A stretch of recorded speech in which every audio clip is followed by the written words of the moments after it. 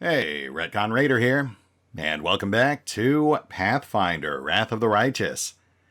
As today, we try to wrap things up here in the Forest of the Forgotten Spirits. At this point, with the ghosts all eliminated, with the spirit quest completed, aside from the ones that require killing, the people we went out of our way to rescue, I believe all we've got left now is the mysterious doors. We know they're unlocked now. We know there's only one of 4 evil wizards left, so let's get some rest and check it out. We will have to pause to re-up our buffs, though. We're not taking any chances with this one.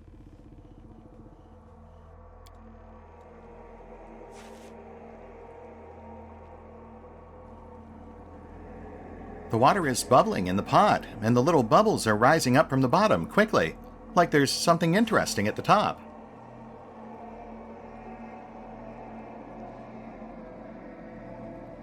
They live on the surface for a moment, and then, pop, they're gone. It reminds me of something. Oh, Ember, everything you say is so charming and lighthearted until you really start thinking about it. You are something special.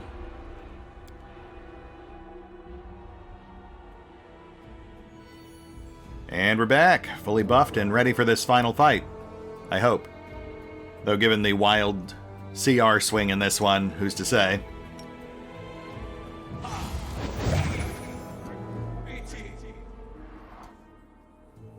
What do you figure the odds are that Arisen is the 4th evil mage? Hence why they hid this one until the final encounter. Guess we're about to find out.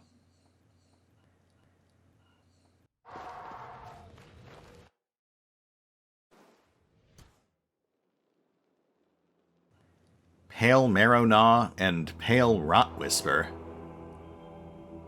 And I'm guessing our 4th caster is up behind that altar there. So much like the Omox is back in the Bookworm's chamber, these guys are just here to slow us down. We need to get someone up top as quickly as possible to see what we're really up against. We have See Invisible running, so that shouldn't be a problem. You know what, let's kick off the fight before we risk losing surprise.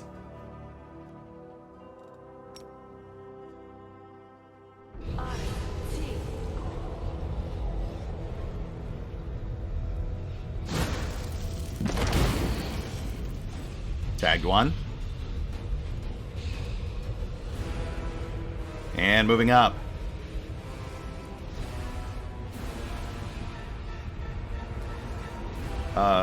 Okay. Really thought there'd be someone up here. I guess we'll just start whittling these guys. Cover me, all right?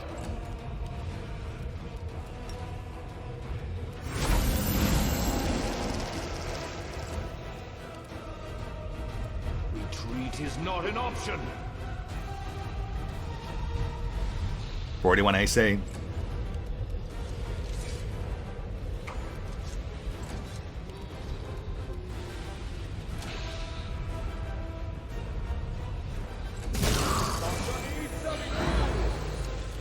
Oh, crud. What was that? Soul Reaver. I can't say I'm familiar with that one. So these guys are actual legitimate threats. I thought they were just bodyguards.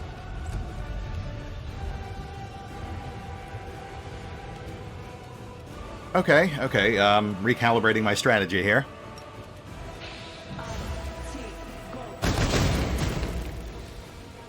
Rot Whisper seems to be the more dangerous of the two thus far, so Stab you or zap you. we'll focus down on him. Ulbrig will babysit the back line.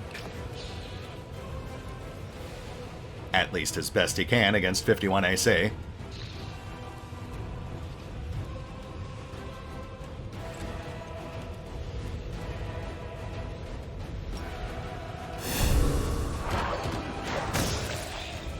Oh, right, the Zormsaw. I kind of forgot about that, but yes, that's still a thing. I was actually told the whole Zormsaw bug has already been patched out, but apparently I guess it doesn't work retroactively, so I will still try to fix that with a respec maybe. If they fixed it, then in theory, resetting him should, I guess, prevent the bug from popping up again.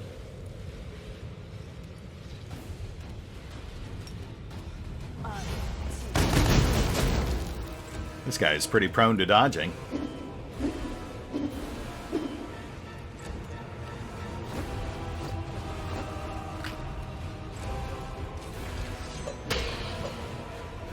I'm going to try to avoid Zorm sawing this guy. I want to take him down legit. I mean, the other guy, I don't feel too bad about because honestly, I feel like Kaz and Vex would have vivisected him pretty quickly when their turn came up. Even with 41 AC, he was still just a caster. A single crit storm would have obliterated him.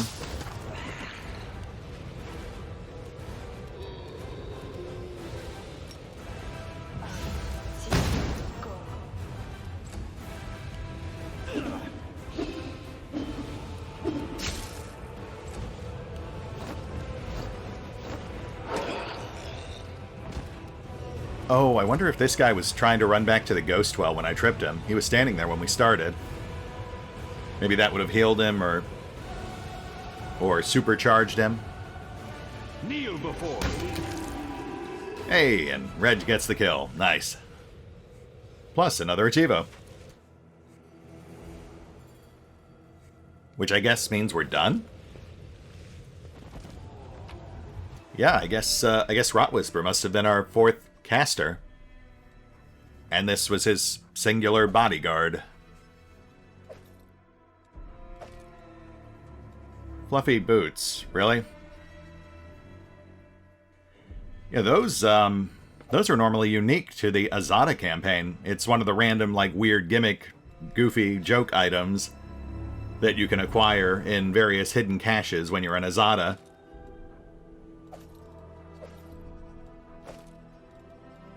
Bracers of Abrupt Onslaught. +5 to Trickery. On Sneak Attack, deals an additional 1d6 bludgeoning damage. I feel like we have those. We've seen those, right?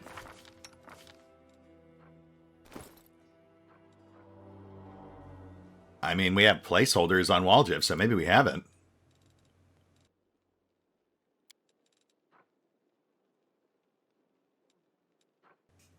Okay, well that feels like a pretty solid upgrade, though I'll have to redo our loadout to avoid redundant skill stacking. And how about you, Rot Whisper? What have you got for me?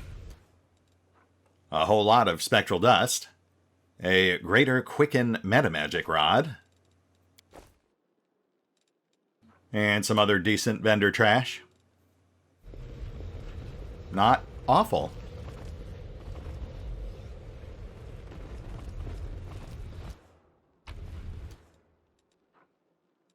Ruby.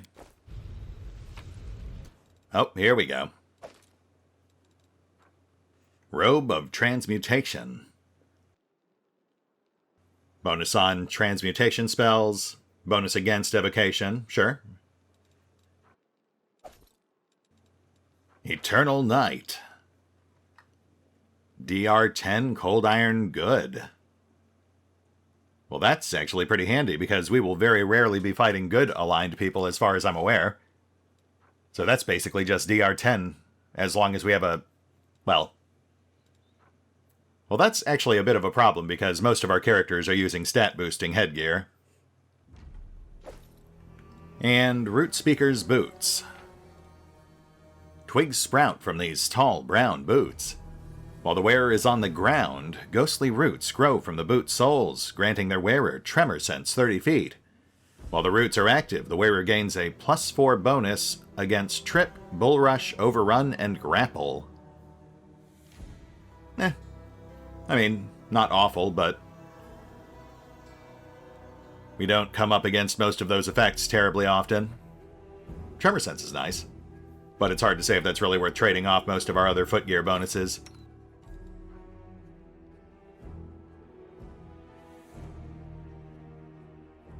We'll go ahead and slap those on Ember. She was blinded not too long ago.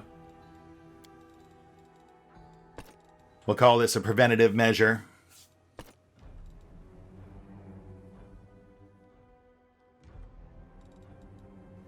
As for that helmet,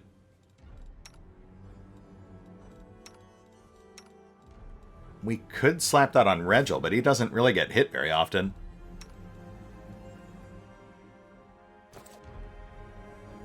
I will think on it. I have to reconfigure our loadouts anyway. And this also gives me pause, because that's the second scroll of trucing we've found while we've been here. Which really does seem to imply that there might be something we're not seeing unless we have trucing active.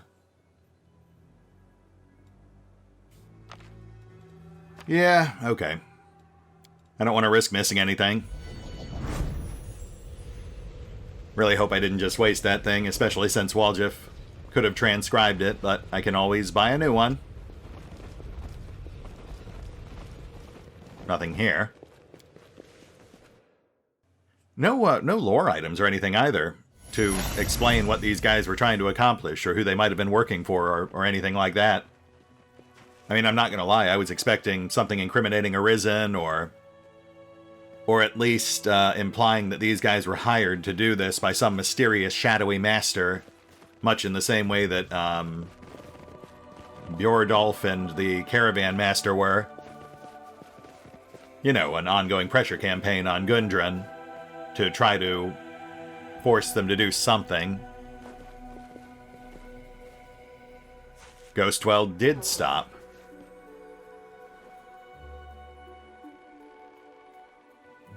Okay, you know what? Let's hit the pause button real quick. I'm going to give this place a good going over, just in case anything else has changed. We'll be right back.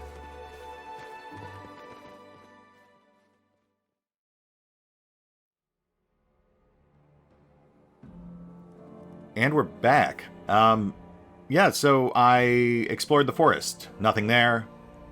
And I came back to Gundren, and shockingly, neither Sigvorn nor Ysena have anything to say about anything we encountered in the forest. Nothing from Sigvorn about his hunting crew, or about clearing out all the threats. Nothing from Ysena about our encounter with Serena/Karenai, or clearing a path to the temple, or anything. Which is weird. I mean, there's just no real follow-through here. The only person who had anything new to say is Arisen, and it's pretty meager. I mean, look, don't get me wrong, I fully suspect that we're not really done here and that we will be called back at some point.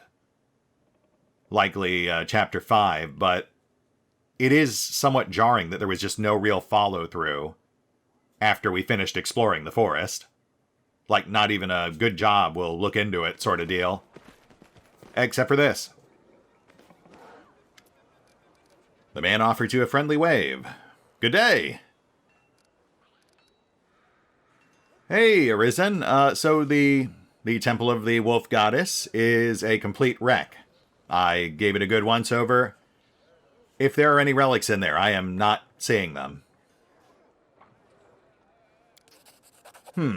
That complicates things. Still, if you can't see something, that doesn't necessarily mean it's not there. There is simply nowhere else it could be. Oh, I'm sorry, I was thinking out loud. Thank you for your help. After all, a negative result is a result nonetheless. Here is your reward, as promised. Cool, thanks. So, you know, we do get the slightest hint that there's more to come there. In fact, my gut instinct is that the relic he might be speaking of is, in fact, the tree that Karenai has planted herself within. I think that might actually be the overarching theme with these spirits, at least Karenai and Eirvar. I think the idea is going to be that... Whoa, hold on.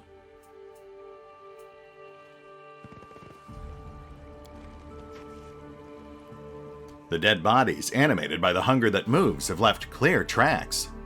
The only thing to do now is to keep following them. Really? Okay, maybe we're not done here after all.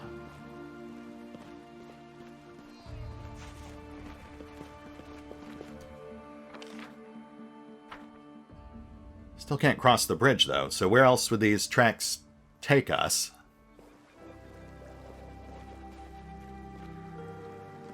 My, unfinished thought. I think ultimately the big reveal is going to be that spirits like Karen and Eirvar survived all these years, survived the death of Sargeras, by embedding themselves in mortal shells, some more effectively than others, as opposed to the spirits that are still bound to their shrines, which are now fading away or have already faded. Right, so we are not done here. Let's check this out.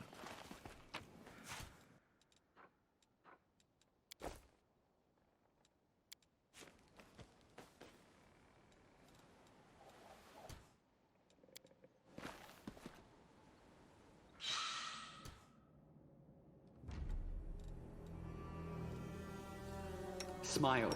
The world's not ending just yet.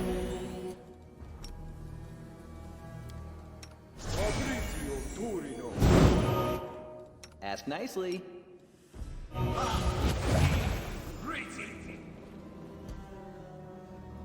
Devoured. So this might be where the clue I was anticipating is hidden. The lore item that helps tie more of this all together. Thankfully, we've got plenty of Swarmbane clasps. I will say, I am a bit torn on speculating the exact nature of the hunger that moves. I mean, it could just be a demon, a powerful demon, a servant of Discari, but that feels pretty tame. I feel like the best prospects are either A, it's some sort of tool that Arisen is using to, again, continue his pressure campaign on Gundren, or it's another spirit, another ancient spirit of Sargeras that has also found a way to extend its existence in lieu of normal worshippers.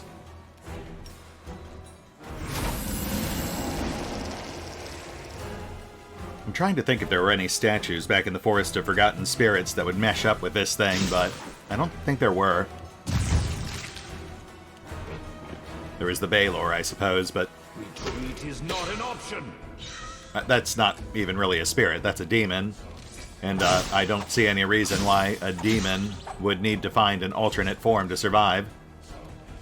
As we have quite clearly seen throughout this campaign, they do not require worshippers to survive. They are more or less self-sustaining.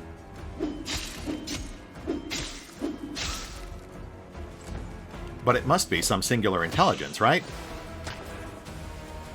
Because the Apocalypse Locust, whose name escapes me at the moment, that thing quite clearly indicated it was working for some greater entity, which again could be Discari. He is the Demon Lord of Locusts, after all. I just feel like that would be a pretty tame reveal. Because, you know, Discari's already the big bad for the main campaign.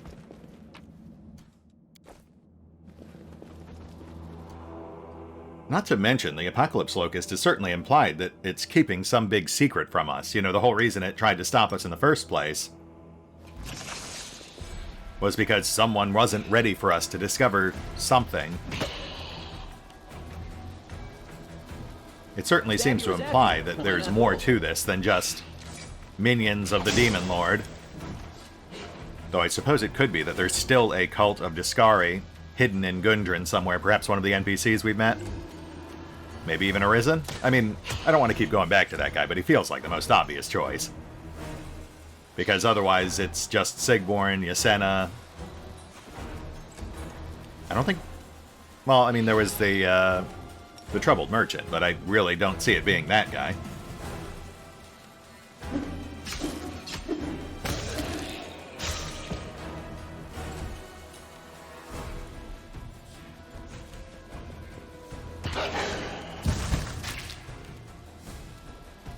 I think my theory right now is that Arisen is behind this. Obvious choice, but who else could it be? and that he's the one who summoned the Apocalypse Locust, which is puppeting the hunger that moves as part of the pressure campaign. And that ultimately this will come down to the fairly predictable choice between either helping Gundren embrace the old ways again to maintain a small slice of old Sargeras, for better or worse, Kneel before me. or to ultimately usher it into an ill-fated partnership as the vassal of either Ustalav or Numeria.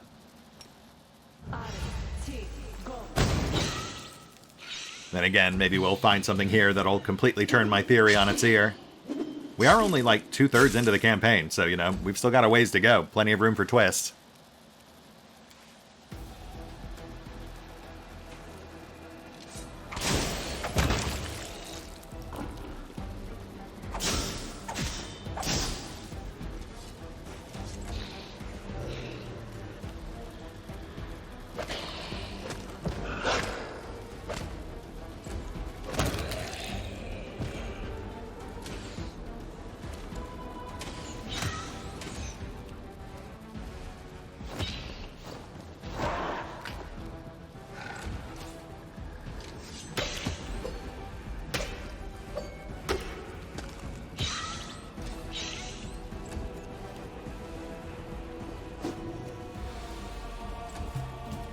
Distract them from me.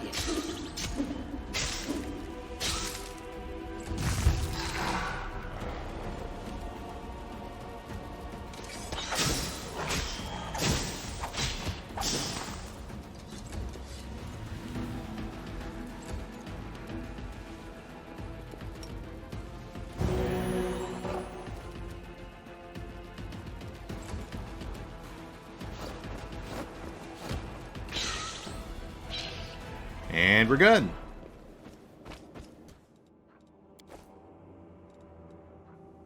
Trap Springer's Gloves, +5 on trickery. Don't really need those, but thanks. Through the narrow opening, you see a way out to the other side of the river. This is where the hunger that moves came through. Yasena should know about this. Ah, so now we get some follow-through. Whoa, it's huge. You think their chieftain knows about this monstrosity sitting right under their town?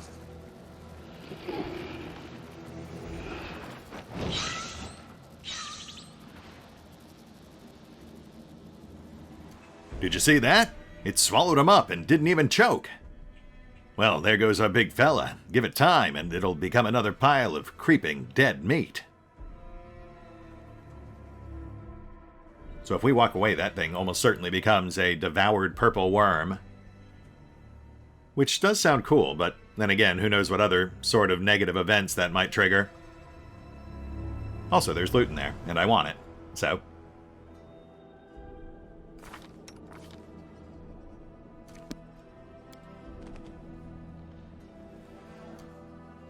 I imagine this guy's about on par with the gluttonous maw. Your orders, Commander.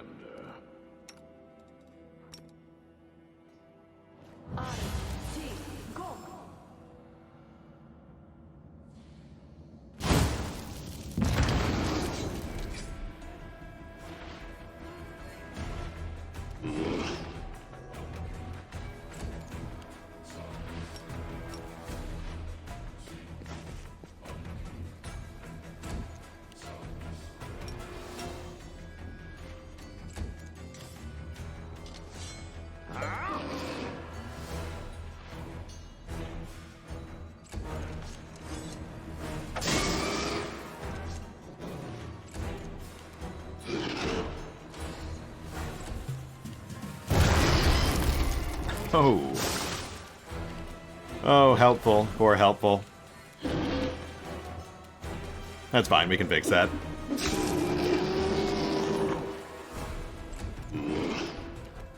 I also realized, because I have to respec Zorm anyway to try to reset his attack rate, the curse is no big deal either. It'll be wiped when I respec. Though at 10,000 gold a respec, that's not exactly cheap.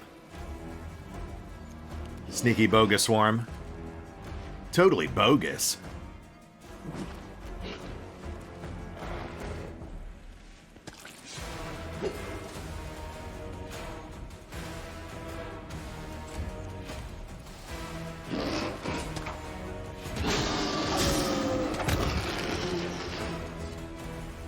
And yet another achievement. Nice.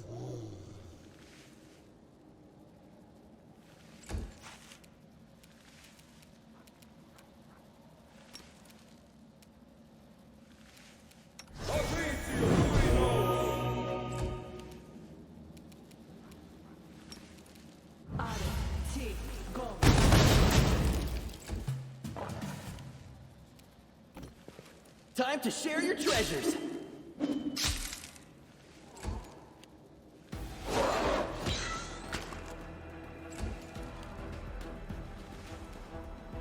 Poor helpful. You just hang back.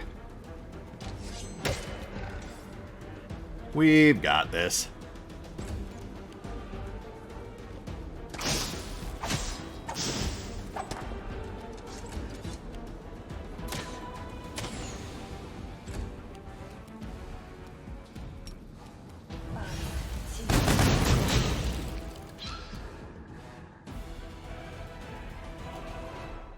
Okay, so helpful's still poison. Let's neutralize that.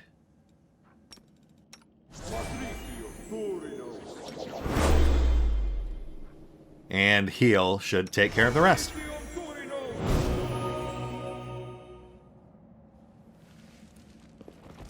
And then this. Flaming Rapier +1.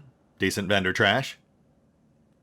And I guess we burn this, because otherwise, yeah, it might still come back.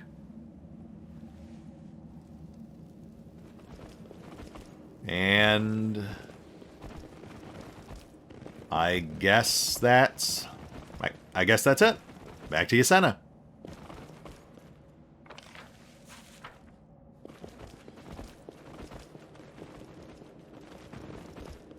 So, yeah, they're definitely gating us. The hunger that moves is on the other side of the river, which we cannot reach right now because of that very conveniently placed tree. I imagine we'll come back in Act 5, we'll have some new thing going on with Arisen and the Temple, and or access to the hunger that moves. Might be two separate plot points, might be two that converge, hard to say right now. But I do look forward to finding out. While it is presented somewhat clunkily, I do feel like there's a lot less subtlety here than there is in the main campaign. It is still intriguing. It's not bad. I've certainly seen worse. I like Ulbrig. I want to find out more about what's going on. And I'm definitely more invested in the story than I was in Through the Ashes. Though Ashes did pick up right towards the end, so, I am looking forward to the sequel on that.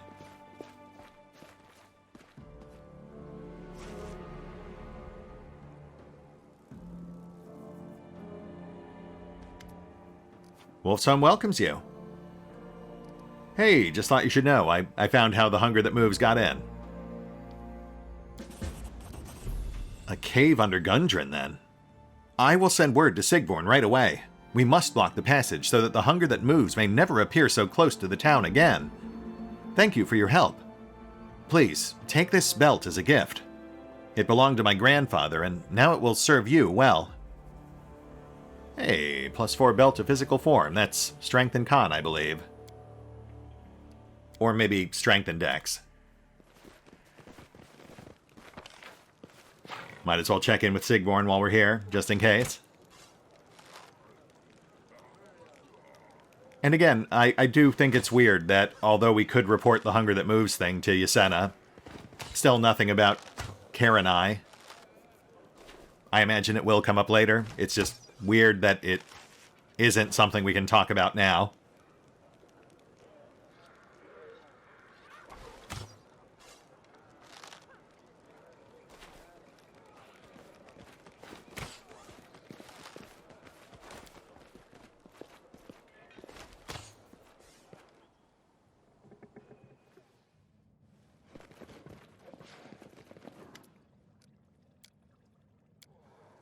Nope, nothing.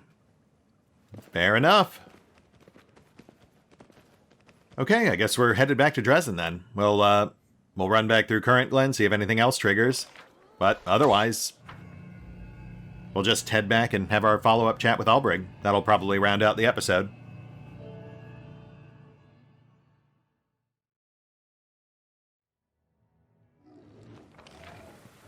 And nothing. I did realize while I was poking around that I probably should have checked in with the other forest spirits after we cleared the well. But given the general lack of follow-through on a lot of these other plot hooks thus far, I can't imagine it would have made a difference. I don't think it would have been worth burning half a day. But I'll check it off screen just in case, and if there is anything new there, I'll tag it in next time.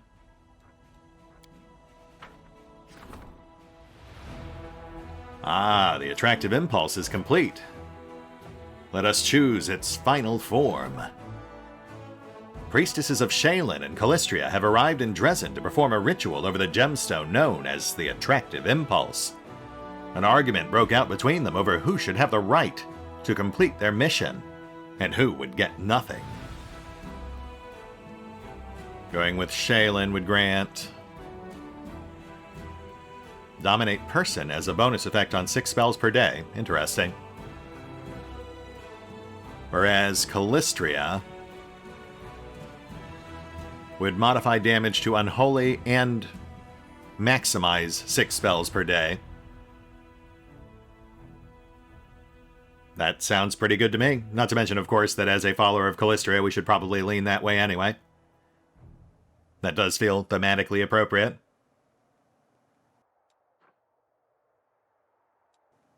Man, I wish we had more belt slots. We are getting so many rods all of a sudden. The priestesses of the vengeful Callistria were happy to conduct a ritual over the gemstone that crowned the vengeance of their deity.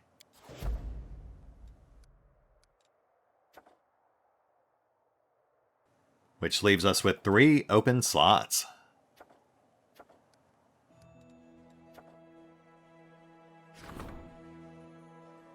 Okay, let's get the dragon thing going. I don't know if we're ever going to have dragons, but we might as well bank it just in case.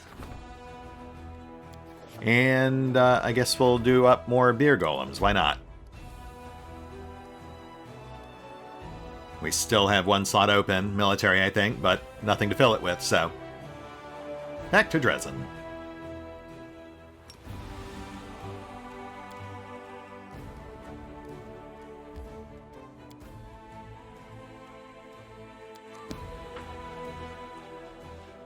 This actually works out pretty nicely, because it'll put us in the perfect position for between-episode bookkeeping.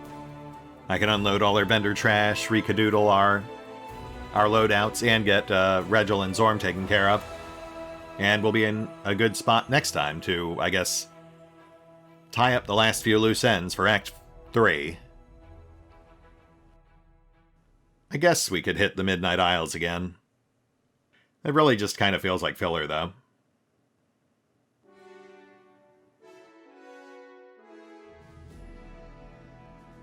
What do we still have left at this point?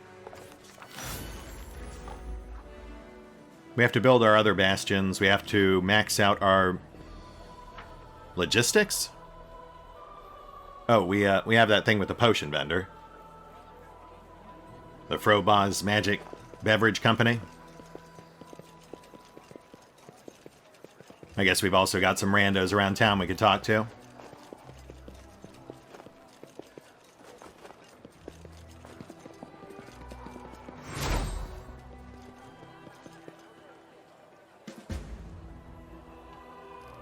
Ulbrich runs his fingers through his red beard pensively.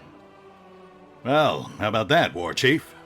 The wolf revealed the truth to me, and now I understand even less than before. Well, she did say there's more to remember, so I mean, we've still got some blanks to fill. We'll get there. She's right, I haven't. There were no lies in that vision. But there sure were a lot of blanks and riddles. Karen I said I'm hiding something from myself, something I don't want to remember. But that's hooey. Why would I keep secrets from myself? Well, you know, there's always the possibility it's not all you. But we will put a pin in that for now. Again, I imagine that's Act 5 stuff. You know what the strangest thing about the vision was? My own brother killed me. That much I remember clearly. But Ulbrich fiddles with a braid in his beard thoughtfully. I had a big family, you know. I can name every one of them, from my great-grandfather to my nephews. But my brother, the one who betrayed me, I can't remember his name or his face or anything at all. Funny, that.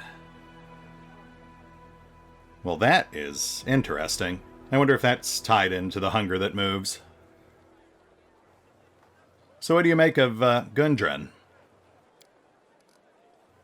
Well, on the one hand, it's a sorry sight to behold. It's a tiny town of displaced refugees and vagrants. Our customs, our old faith, they're in tatters. But on the other hand, somehow, some way, the people of Gundren have made it through all these years. Despite everything, they've survived. And surviving, despite everything, is the greatest Sarkorian custom of all. So, who knows? Maybe Sarkoris will someday rise from Gundren, like a forest from a single seed. Yeah, maybe. I guess we'll find out. Eventually. Alright, well, Ulbrich, it has been super fun, but just about time for you to go back on the bench. Sorry, buddy. Gotta say suck you bye. No, that actually sounds super inappropriate. But, yeah, see you later, buddy. We're gonna be running with Arushale again next time round. That said, I believe we are well and truly done with Ulbrich's quest for Act 3, and technically Act 2 as well. So, I guess that brings us to a good place to call it. We'll hit the pause button for now. We'll take care of all that off-screen bookkeeping I mentioned last time, especially the swapping out loadouts and getting Zorm fixed. And we will pick up here next time, as we tie up a few last loose ends for Act 3. I think we are pretty much done, so it's really just going to be a matter of handling a few bits and bobs, then running down the clock while we grind events until the Queen shows up. Or we could hit the Midnight Isles a bit. I mean, if that's what you guys want, let me know in the comments down below. I just kind of feel like I'm spinning my wheels on those, but I do got to do them at some point. See you then.